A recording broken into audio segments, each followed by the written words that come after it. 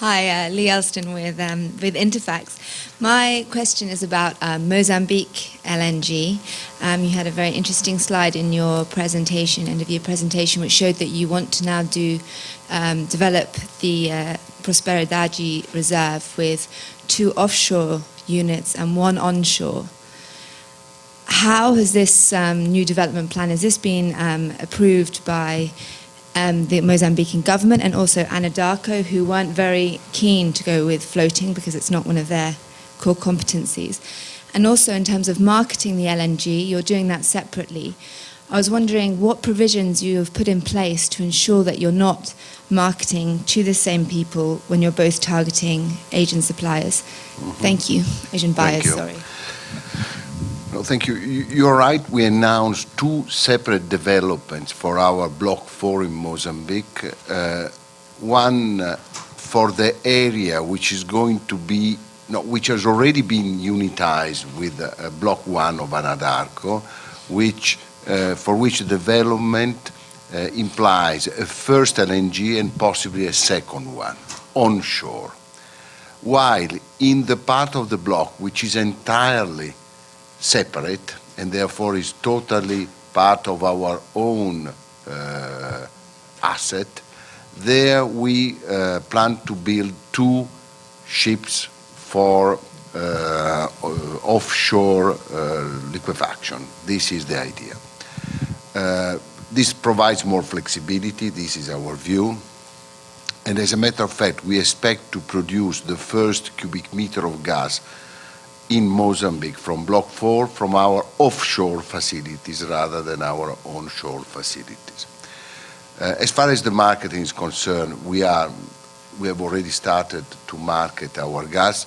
Yes, the fact that we are competing with Block 1 is probably not particularly helpful, but there are so many projects in the region that one competitor more or less doesn't make a difference.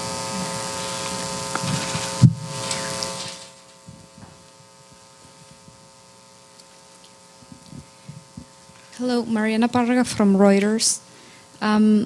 You report in the last quarter of the year a lower production from Nigeria and Libya. I would like to know how is the production behaving this year? And also I would like to know how are behaving the operations in Venezuela. When are you planning to have early production from the Gulf of Venezuela, the project with Repsol? And how much are you producing or currently producing at the Orinoco Belt? Thank you very much. So let's start. Your first question was around Nigeria and Libya. Now, in Libya, starting with Libya, we are producing now something around 220, 230,000 barrels a day, which is roughly 80% of our maximum production. So we are doing well. This does not deny the volatility of our situation in Libya. So far, so good in the beginning of this year, but we still are worried about the future in the country. Now, as far as Nigeria is concerned, the situation has not improved. We still produce roughly 130, 120,000 barrels a day, while we could produce more than 170. This is due to continuous interruption in our production, which we do ourselves in order to limit the bunkering in Nigeria. As far as this is Perla. Now, Perla, first production end of 2014. So we are in good shape to start production in Perla in the next few months. As far as Junin 5, we are in production since a few months. It's a very early production. We are talking about a few thousand barrels a day. This production should improve possibly up to 50,000 barrels a day in the next couple of years. You might remember that we have a contractual obligation to build an upgrader in the Jose refinery in the north of the country. This contractual obligation to take this decision should be taking place in the next 24 months.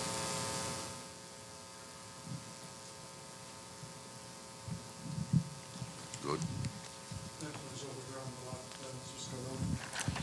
My name is Gloria from USA Oil and Gas Monitor. My question is, what's any strategic agenda, economic agenda for 2014? And we've noticed recently, every month you do this buyback shares, you purchase this buy. What's the, can you explain what's driving these monthly buyback shares your company is engaged in 2014? We didn't see that in 2013, but in 2014 is every month we keep seeing any buyback share. So you want to explain that? Okay, now let me deal with this second question first. Now, we have announced in September last year that we were starting a program of buyback, which is totally under management discretion, so we didn't give precise numbers, neither targets or what we are going to do. What we have been kind of indicating is that our objective is that we will pay a progressive dividend for our shares, but we will try to limit the total dividend we pay on an increase of 1%, which means that we target to buy back enough shares to guarantee a progressive dividend, but that the total dividend will not grow by more than 1%. I don't know if this is clear to you. Well, the buyback is made through an algorithm which is managed according to the rules around buybacks that we have in our country. And every week we announce how many shares we bought the previous week. So it is a kind of transparent process. So far I think we have bought something around 1% of our outstanding stock. And we confirmed that in the year 2014 we will continue our share buyback program. Now, as far as our economic targets for 2014, I think the best way for you would be to look at our strategy presentation we made 3 weeks ago in London, because there you will find all the targets that we have been putting forward. In total, what we have been saying is that thanks to the exploration successes that we made in the last 5 years, we will grow our production of hydrocarbons by 3% per annum in the next 4 years. Good. Yes. I thought you had, wait, you already asked a question. Anybody else? All right.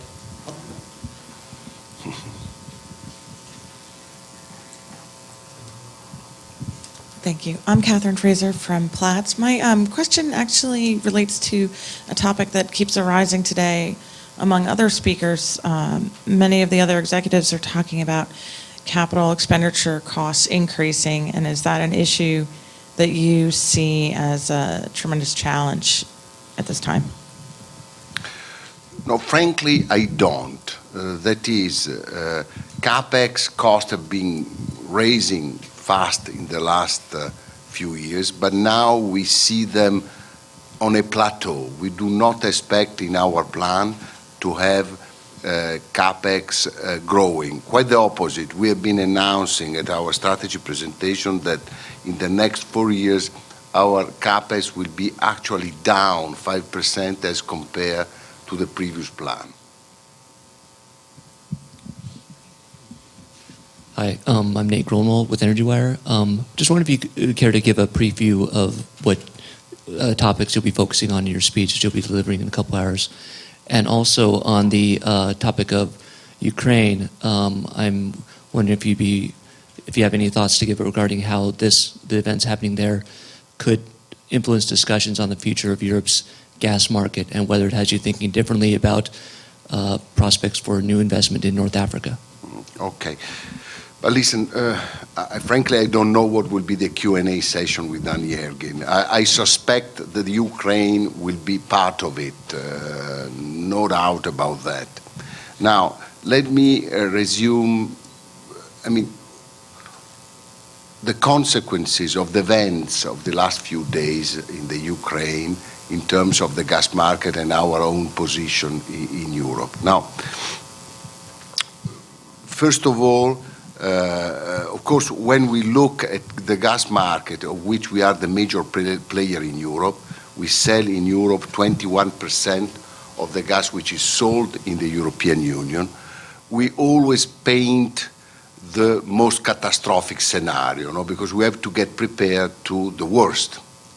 Now, the worst in the case of the Ukraine would be the total interruption of the Russian gas exports into Europe through the Ukraine. Now, suppose this will happen. No, I don't think this will happen, but this is the kind of reasoning we have to make.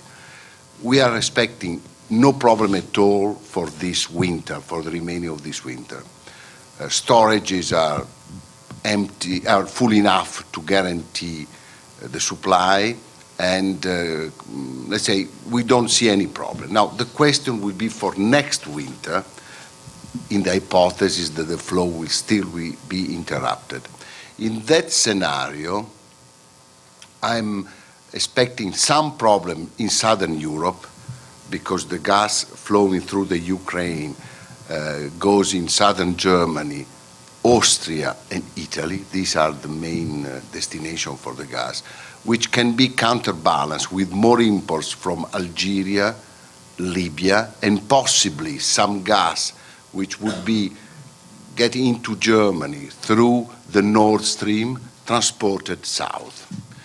In total, with some worry, but the situation can be faced, even in the case of total interruption for next winter, as long as Algeria and Libya will be continuing their supply. If we had a problem in Libya or in Algeria, then the situation will become critical. That's the kind of approach we take.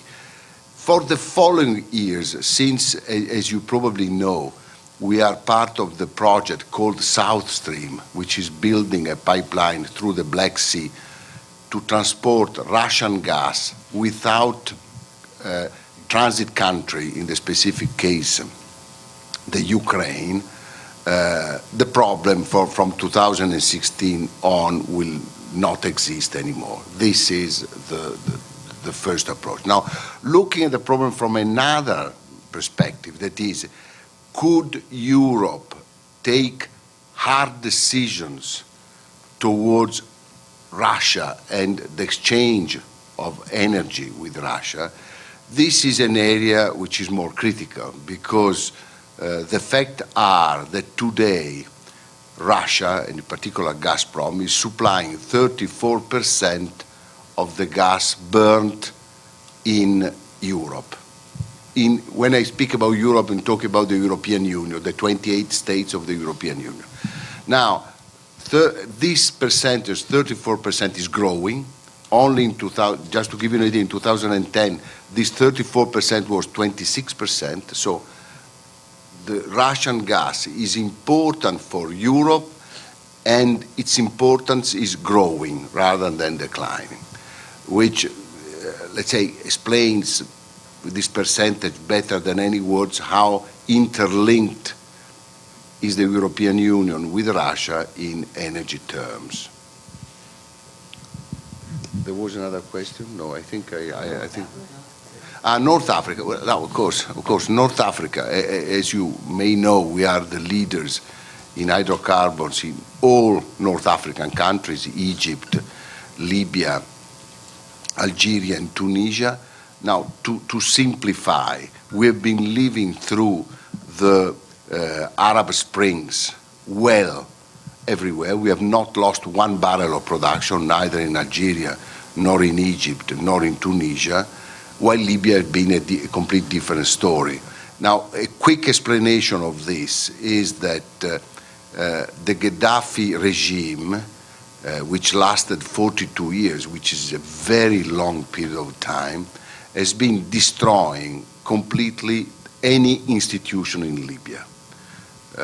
Army, parliament, justice, any administrative mechanism has been destroyed systematically for 42 years, which has not been the case neither in Egypt nor in Tunisia. So the transition for Libya is going to be much longer than for any other North African country. I have to tell you that I was hopeful that this transition would have moved a little faster. We have to still to wait if we want to see a political system which works properly in Libya. Nevertheless, as far as our presence in Libya, we are still relatively in good shape, producing 80% of what was production in before the revolution. Now, the clock which is ticking now is money. Let me give you a number which I think is quite interesting. Libya needs $45 billion of revenues in order to finance the living of the people.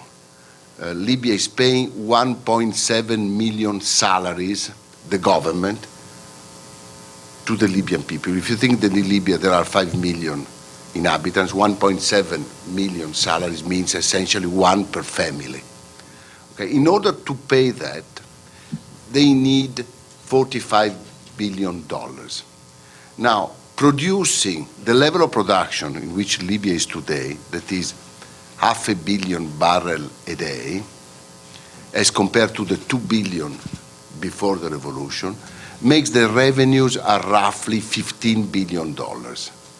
So you have revenues of $15 billion and expenses of 45, current expenses, without investments.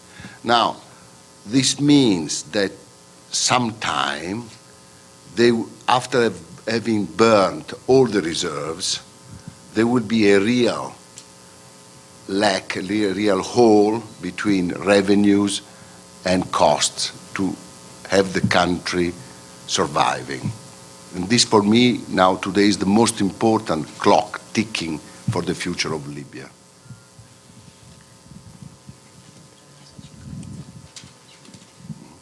Hello, Femke Hoogveen from offshoreenergytoday.com. We are one of about 20 websites from a media company in the Netherlands.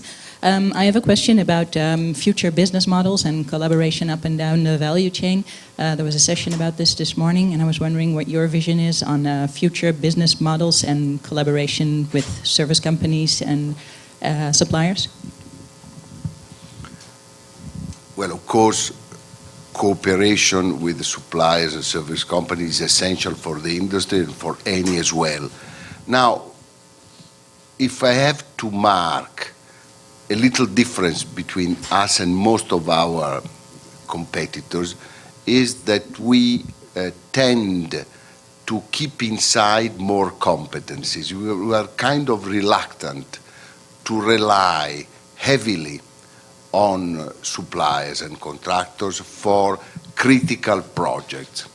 We are convinced that complex projects need internal competencies, which we are trying to increase rather than decrease. Now, of course, you lose in flexibility, but we prefer to lose some flexibility, but to be in control of what we do all over the world in very complex projects.